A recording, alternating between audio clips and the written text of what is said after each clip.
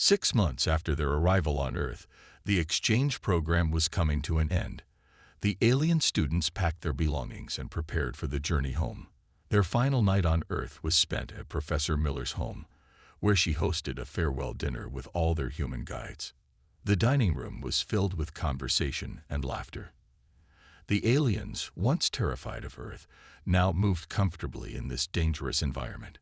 They had learned to check weather reports for storms, to watch for ice on walkways, to identify emergency exits in buildings. Small adaptations, but significant. "A toast," Professor Miller said, raising her glass. "To our interstellar friends who came to study at Deathworld and are leaving as honorary Earthlings." The humans cheered. The aliens, each in their specialized feeding areas, made their own gestures of appreciation. After dinner, they moved to the living room. Outside, snow fell gently. Another deadly Earth phenomenon that now seemed almost beautiful to the alien visitors. "What will you tell others about Earth when you return home?" Ryan asked Neelix. Her water rippled thoughtfully. "That this planet's dangers are real, but they're only half the story. The other half is how humans have turned survival into an art form." "I still don't understand how you live with constant danger," Korlath said. His stone-like form settled comfortably on a specially designed chair. "The threat of earthquakes, storms, volcanic eruptions, even raids like the Krells. How do you not live in fear?" Lisa smiled. "We do feel fear. We just don't let it stop us. Fear is information, not a command." "That's very wise," Sixtel said, crystalline form glittering in the firelight. "Wisdom born of necessity," Jack replied. "When you live on a planet that can kill you in 100 different ways, you learn to use fear rather than be used by it." Professor Miller returned from the kitchen with dessert. "I have news," she said. "The Galactic Academy was so impressed by the exchange program that they've approved a reverse exchange. For the first time, human students will attend the Academy's central campus." The room went quiet as everyone processed this information. Humans in the Galactic Academy. Vorax swirled rapidly in surprise. "That's unprecedented. The galaxy is finally ready to learn from Earth, not just about it," Miller said with satisfaction. As the evening wound down, Elura pulsed softly. "I have something for each of you," she said to the human guides. Her energy form extended, presenting 5 small devices. "These are communication links. They'll allow us to stay in contact across interstellar distances." "Friends across the stars," Kevin said, accepting his device with a smile. Who would have thought? The next morning, as they boarded the transport vessel at Chicago Spaceport, Professor Miller presented each alien student with a small package. "What are these?" Neelix asked. "Emergency survival kits," Miller explained. "Standard issue for Earth travelers. Just a few basic tools, medical supplies, and emergency rations."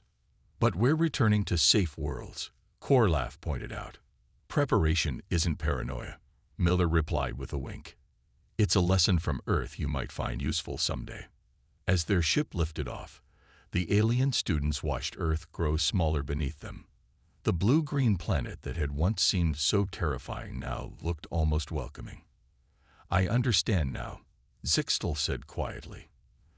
"The galaxy fears Earth because it's dangerous, but they should respect Earth because it produced humans, a species that turned danger into strength. They evolved on a world that constantly tried to kill them," Neelix added. "So they learned to respond to threats with incredible speed and coordination.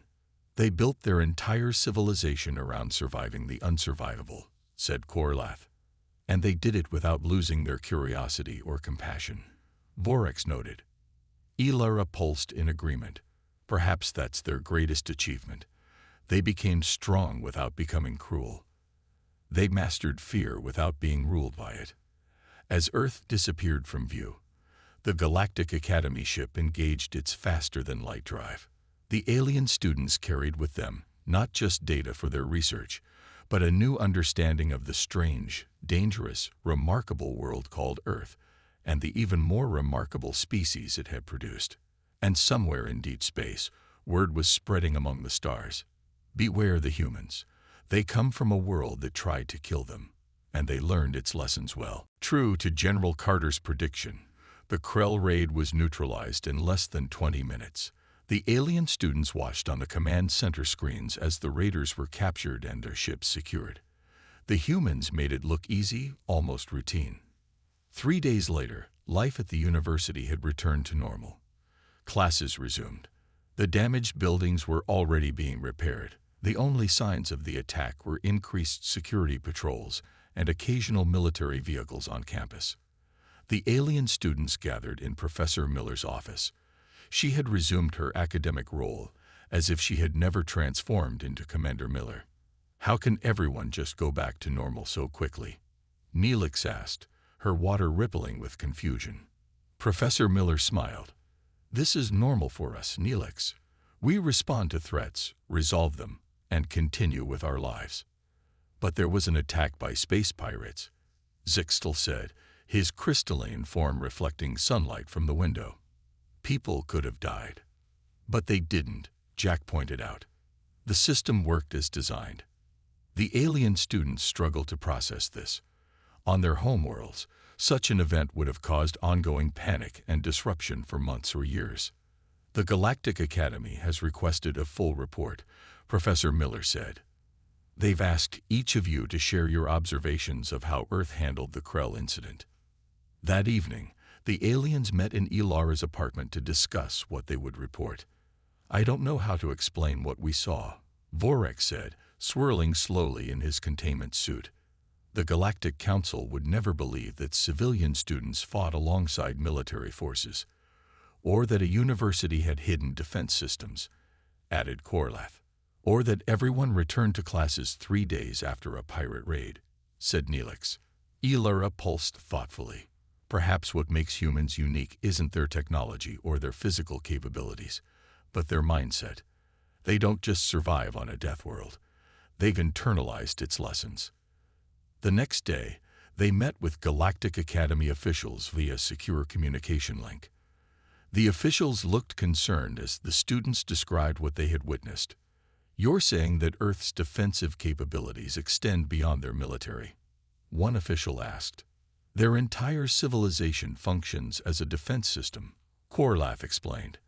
Every building, every vehicle, every community has multiple layers of security and emergency protocols. And every human knows how to respond to threats, added Zixtal. Not just soldiers, everyone. The officials exchanged troubled glances. This explains much about humanity's rapid expansion in the galaxy, one said. They bring this preparedness with them wherever they go.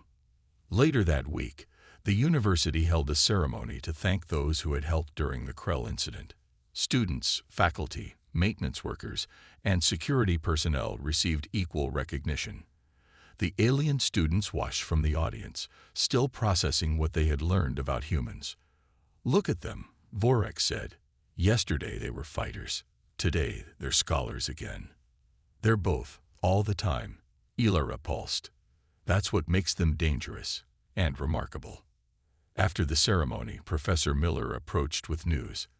The Galactic Security Council has reviewed your reports and the data from the Krell incident, she told them.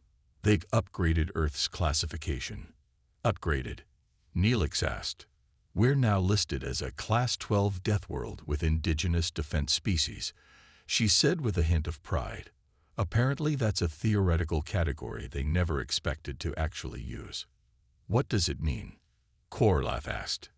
It means, Professor Miller explained, that the galaxy now officially recognizes that Earth is dangerous not just because of its environment, but because of us, the species it produced. The alien students were quiet as they considered this. They had come to study Earth as a hostile planet. They were leaving with the understanding that the true power of a Deathworld lay not in its dangers, but in how those dangers shaped the life that evolved there. That night, looking out at the Chicago skyline, Ilara pulsed softly to her friends. I wonder if the galaxy fears Earth for the wrong reasons.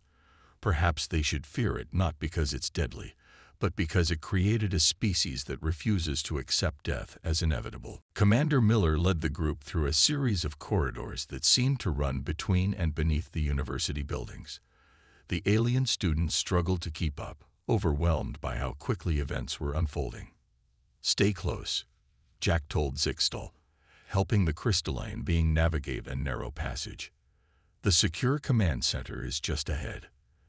They entered a large room filled with screens and equipment. A dozen humans in both civilian clothes and uniforms worked at different stations. No one seemed surprised by their arrival. "Status report," Commander Miller ordered as she moved to a central console. "3 Krell ships have landed," a woman in uniform reported. 2 at the research complex, 1 near the main library. Approximately 30 raiders deployed. They're after the quantum research data and the xenobiology samples. "Security forces engaged?" Miller asked. "Yes, Commander. Campus security has contained the library group. Local police have established a perimeter. Military response is 2 minutes out." Miller nodded and turned to the alien students. "You'll be safe here. This command center is designed to withstand almost anything." "You had this hidden beneath a university." Vorex swirled in his containment suit. "Of course," Lisa said, checking a weapon that she had somehow concealed on her person all this time. "Every major institution has emergency facilities. But your students," Neelix bubbled in confusion. "And teachers, not soldiers." "We're both," Kevin explained, pulling up security feeds on a screen. "All Earth citizens receive basic defense training. Some of us have additional specialized training." On the screens, the aliens saw humans of all ages responding to the crisis. Campus security moved with military precision. Students helped younger ones evacuate. Even maintenance staff participated, using their knowledge of the buildings to create barricades and safe routes. "Look at the Krell," Quarlaf pointed at one screen. "They appear confused." The raiders were tall, scaled beings with 4 arms. They carried advanced weapons, but moved hesitantly, clearly surprised by the organized resistance they faced. "They expected an easy target," Ryan said. "Most academic institutions on other worlds don't have defense systems." "Earth institutions do," Elara pulsed. "Everything on Earth does," Alicia said simply. "Our homes, vehicles, public buildings, all designed with multiple layers of security and emergency protocols." A new alarm sounded, and a section of the command center wall slid open. Armed soldiers entered, led by a tall man with gray hair and a scared face. "General Carter," Miller greeted him. "Commander Miller," he responded with a nod. "Situation: raiders contained in Research Sector B and Main Library. No casualties reported. They haven't accessed any critical systems yet." "Good." The general noticed the alien students. "The exchange program participants. Are they secure?" "Yes, sir. They're under my protection." General Carter nodded. "Defense perimeter is established. Orbital assets are tracking the main Krell vessel. It's maintaining position just inside our atmosphere." "They're waiting to extract their raiding parties," Miller said. "They'll be waiting a long time," the general replied grimly. "Neutralization teams are in position. We'll have this wrapped up in 20 minutes." The alien students exchanged glances. 20 minutes to neutralize an attack by an interstellar raiding force. It seemed impossible. Yet on the screens, they could see it happening. Human security forces moved with practiced efficiency, cutting off the raiders' escape routes and isolating them in smaller groups. The Krell fought back, but they were clearly unprepared for the level of resistance they faced. "I don't understand," Zixtal said, crystalline form flickering with confusion. "How are ordinary humans doing this?" "There are no ordinary humans when it comes to defense," Jack explained. "We all train for scenarios like this from childhood." "In schools?" Neelix asked in disbelief. "Schools, homes, everywhere," Ryan said. "Emergency drills are as common as math lessons." "But your society seems so peaceful," Elara pulsed. "Your focus is on art, science, exploration. Commander Miller turned from her console. "Peace is valuable precisely because we know how to fight," she said. "We focus on creating and exploring because we've mastered defending what we build." On the screens, the first group of Krell raiders was being surrounded and captured. Their confusion was evident even through the security footage. They had come expecting to find easy prey on this strange, dangerous planet. Instead, they had found humans. 3 months into the exchange program, the alien students had settled into a routine. They attended classes, worked on research projects, and spent weekends exploring Earth with their human guides. The warning about pirate activity faded from their minds, as nothing came of it. On a Tuesday afternoon, they gathered in the university's xenobiology lab with Professor Miller and their human partners. They were analyzing data from their Yellowstone trip when the building's lights flickered. Professor Miller paused mid-sentence, her eyes darting to the ceiling. The humans in the room suddenly went quiet, their postures changing subtly. "What's happening?" Neelix asked, noticing the shift in mood. Before anyone could answer, a low alarm sounded. It wasn't loud or panicked, just 3 steady tones repeating. "Code Yellow," a calm voice announced over the speakers. "Possible unauthorized entry. All personnel follow Security Protocol 3. The alien students looked at each other in confusion, but the humans were already moving. Jack locked the lab's main door. Alicia turned off the equipment they'd been using. Ryan moved to the windows and closed the blinds. Lisa opened a cabinet that the aliens had never seen open before and began removing items. Kevin picked up a tablet and began rapidly typing. "What's going on?" Zixtal asked, his crystalline form vibrating with anxiety. "Stay calm," Professor Miller said. Her voice had changed, becoming firmer and more commanding. "We have an unknown situation.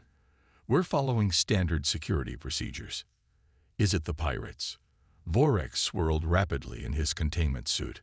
"We don't know yet," Professor Miller replied. She had moved to a wall panel and pressed her palm against it. The panel slid open, revealing a small screen and keypad. She entered a code and studied the display. "Unregistered vessel has breached atmosphere," she reported. 3 smaller craft have deployed. One is heading toward the research district. The aliens watched in shock as Lisa distributed what they now recognized as defensive gear to the humans. Body armor that had been disguised as normal furniture. Communication devices that fit in ears. Small weapons that had been hidden within seemingly ordinary lab equipment. "You've been preparing for this," Elora pulsed in realization. "We prepare for everything," Jack said as he checked a device on his wrist.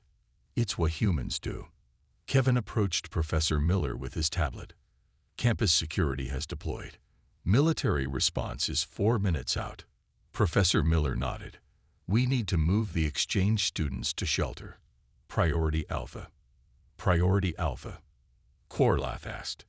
"You're our guests," Ryan explained, helping Neelix secure her water tank to a mobile platform. "Your safety is our highest priority." The lights went out completely, then emergency lighting bathed the room in a soft blue glow. "Power grid interference," Alicia reported. "They're using standard disruption protocols. They're definitely not friendly." Through the windows, the aliens could see security personnel moving across the campus grounds with practiced precision. Students and faculty were being directed to specific buildings. No one was running or screaming. There was no panic, just organized movement. "Who are they?" Neelix asked as Ryan guided her toward a door at the back of the lab. "Based on the ship configuration, probably Krell raiders," Professor Miller said. "Opportunistic pirates. They target research facilities for technology they can sell." "They're heading for the quantum computing lab next door," Kevin reported, looking at his tablet. "They picked the wrong planet to raid," Jack said. His friendly smile was gone, replaced by a focused intensity the aliens had never seen before. The back door led to a corridor the aliens hadn't known existed. As they moved through it, they heard the distant sound of an explosion. "They've breached the East Wing," Lisa said, touching her ear device. Professor Miller stopped and turned to face them all. Change of plans. The evacuation route is compromised. She looked at the alien students. I know this is frightening, but I need you to trust us. Earth has dealt with threats like this before. What do we do? Zixtal asked, fear making his crystalline edges sharp. We respond, Professor Miller said simply. She touched her ear device. Miller to Defense Command.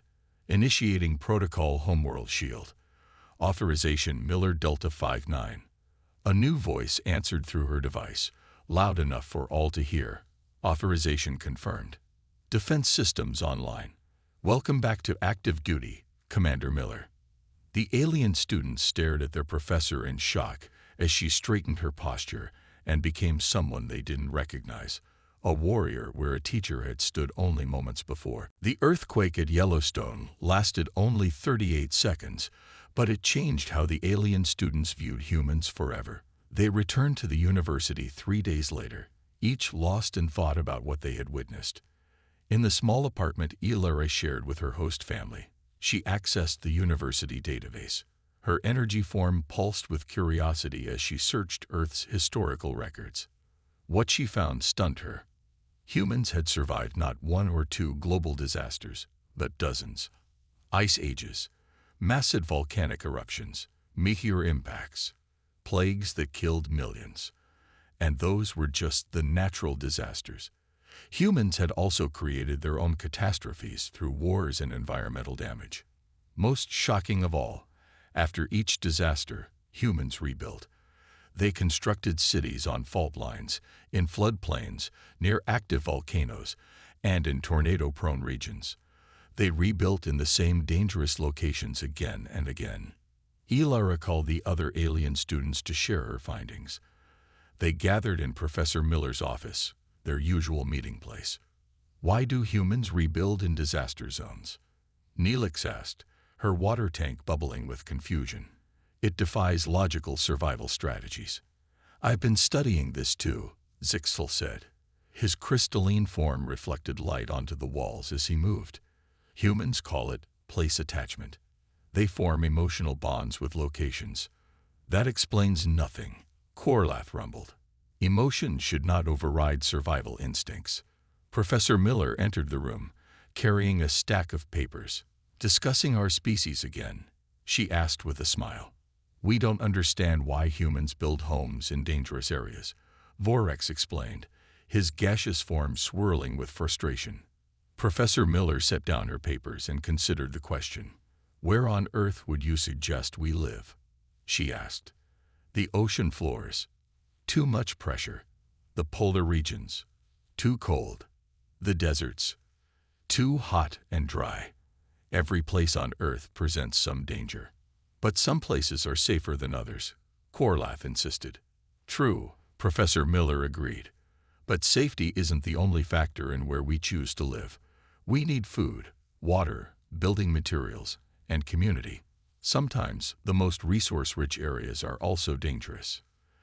The aliens considered this. On their homeworlds, resources were more evenly distributed. No one had to choose between safety and survival. There's a human student presentation on disaster response this afternoon, Professor Miller suggested. You might find it interesting. They attended the presentation in a large lecture hall. A human student named Olivia Martinez stood at the front, showing images of cities rebuilt after earthquakes, floods, and fires. Earth's history is a cycle of destruction and renewal, Olivia explained. After the 2023 Midwestern earthquake chain, Chicago itself was rebuilt with new earthquake-resistant architecture, despite being located in a high-risk zone. During the question period, Elara raised her energy appendage. Why rebuild in the same dangerous location? She asked. Why not relocate to safer areas? Olivia looked surprised by the question. Because we can, she said simply. Humans don't abandon places we love just because they're dangerous. We adapt. We build stronger structures. We create warning systems. We prepare for the next disaster. That evening, as the alien students discussed the presentation, They received an alert on their communication devices. Professor Miller had called an emergency meeting for the next morning. When they arrived at her office, they found her looking serious. "I've received a communication from the Galactic Security Council," she said. "They've detected unusual activity near our solar system, possibly pirate vessels." Pirates. Neelix's water rippled with alarm. "Should we evacuate?" Professor Miller looked surprised. "Evacuate? No, of course not. Earth's defense systems are more than adequate. But pirates are extremely dangerous." Vorex swirled anxiously. "So does living on a tectonic plate floating on molten rock," Professor Miller replied with a shrug. "We handle dangers as they come, not run from them." As they left the meeting, Korlath turned to the others. "I'm beginning to understand," he said slowly. "Earth isn't just a death world because of its natural dangers. It's a death world because it created humans." Elara finished. "A species that doesn't flee from threats, but confronts them," Zixtal added. None of them realized how soon they would see this quality demonstrated. "The water is 200 degrees Fahrenheit," Neelix observed. "You could not survive immersion for even seconds." Ryan nodded seriously. "That's why we use these." He held up specialized collection tools. "Always respect the dangers here." Lisa and Korlath analyzed mineral deposits from geysers. "The minerals here form in layers over centuries," Lisa explained. "Similar to your body structure, actually. But much less stable," Korlath noted. "This ground beneath us is merely a thin crust above magma." Kevin had set up sensitive equipment to measure electromagnetic fields with Elara's help. "The geothermal activity creates fascinating energy patterns," he said. "Your instruments are detecting only a fraction of the energy flows." Elara pulsed. "I can sense much more." Their research was interrupted by a low rumbling. The ground trembled beneath them. The humans immediately looked up from their work, alert but not panicked. "Earthquake," Professor Miller called out. "Everyone to the designated safety points." The alien students froze in terror as the ground continued to shake. A distant cracking sound echoed across the valley. "Rock slide on the north face," someone shouted over the radio. Jack secured his harness to the cliff and reached for Zixtal. "Stay close to me," he instructed, pulling him against the rock face. "Cover your head." Alicia quickly dismantled her most sensitive equipment and guided Vorex to a protected area away from trees or overhead hazards. "Stay in your containment suit no matter what," she said firmly. Ryan helped Neelix move her water tank to higher ground as the hot springs began to overflow. "The tremors will pass soon," he assured her. The aliens watched in amazement as their human companions responded to the crisis with practiced efficiency. It wasn't that they weren't afraid. The aliens could see the tension in their faces, but their fear didn't paralyze them. Instead, it seemed to sharpen their focus and speed their actions. And that Elara realized was perhaps the most alien thing about humans. 2 weeks passed, and the alien students had begun to adjust to Earth's environment. They attended classes, worked on research projects, and spent time with their human guides. Though still cautious, they were starting to see Earth as less frightening and more fascinating. Then Professor Miller announced a field trip. "Tomorrow we leave for Yellowstone National Park," she told them during their weekly meeting. "It's one of Earth's most unique geological areas." "Is it safe?" asked Korlath, now familiar enough with humans to be suspicious of their definition of safe. "Perfectly safe," Professor Miller assured them. "Just don't fall into a hot spring or wander off alone where the bears might be." "Bears?" Neelix's water rippled with concern. "Large omnivorous mammals," Jack explained cheerfully. "Don't worry, they usually avoid humans." "Usually." Zixtal's crystalline form trembled slightly. "Pack warm clothes," Lisa added. "The temperature drops at night, even in early October." The next morning, they boarded a university shuttle. The 5-hour flight gave the alien students time to research their destination on their tablets. They grew increasingly alarmed. "This Yellowstone is an active supervolcano." Vorex swirled agitatedly. It could destroy much of this continent if it erupted. The last major eruption was 640,000 years ago, Kevin said calmly. The odds of it happening during our 3-day visit are astronomically small. But it could happen, Ela repulsed. Many things could happen, Alicia replied. That's just life on Earth. They landed at a small airfield and transferred to ground vehicles. As they drove into the park, the aliens fell silent, taking in the vast landscape. Steam rose from scattered vents in the ground. Distant hills were covered with dark green trees. A river cut through a deep canyon. It's beautiful, Neelix admitted. They set up camp near the research station where they would be staying. The humans efficiently assembled shelters, built a controlled fire, and prepared food. The aliens watched, impressed by their coordination. We're splitting into research groups tomorrow, Professor Miller announced over dinner. Each of you will go with your human partner to study different aspects of the park. The next day, Jack took Zixtal to a cliff face for the best view of the geological formations. He pulled climbing equipment from his pack. You want us to scale that vertical rock formation? Zixtal asked in disbelief. It's an easy climb, Jack assured him, showing Zixtal how to use the safety harness. Nearby, Alicia and Vorex set up weather monitoring equipment on a ridge. There's a storm system moving in, Alicia said excitedly. Perfect timing. You're hoping for one of your electrical storm events? Vorex asked. The lightning here is amazing, Alicia replied, checking her instruments. Down by a hot spring, Ryan had Neelix sampling extremophile bacteria. These organisms thrive in water that would cook most life forms, he explained, carefully collecting specimens. The next morning, the alien students gathered in the university's welcome center.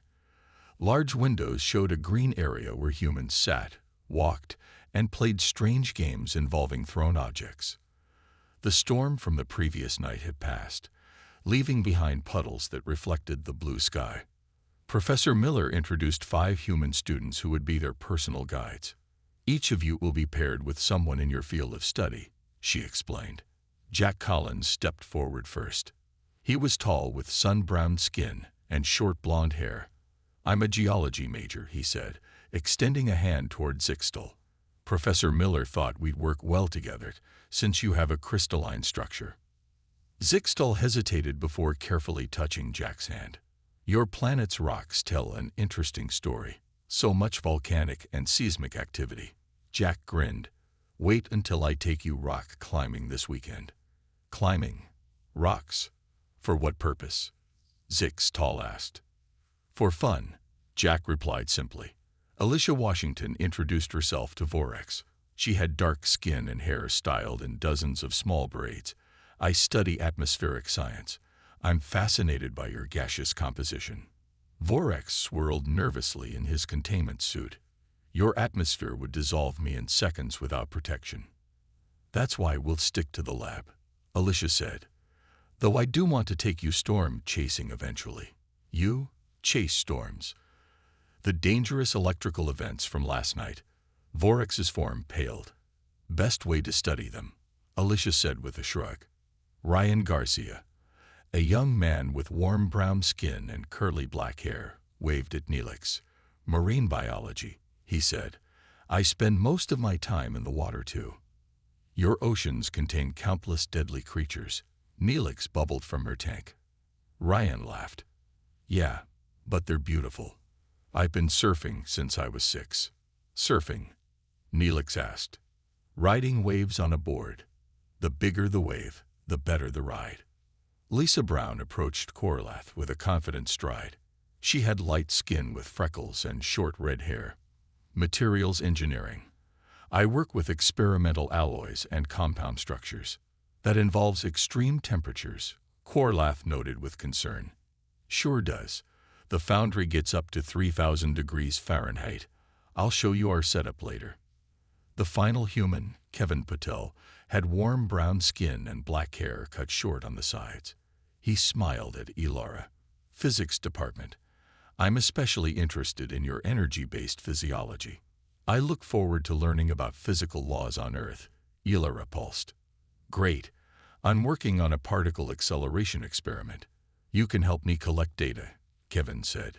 You? Accelerate particles, intentionally.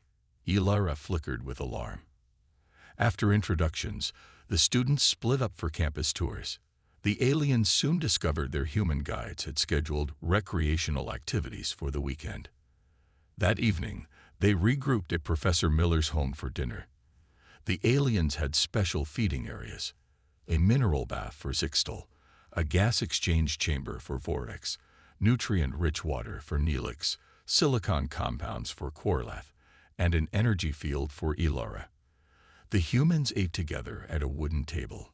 Is something wrong? Professor Miller asked, noticing the aliens' subdued behavior.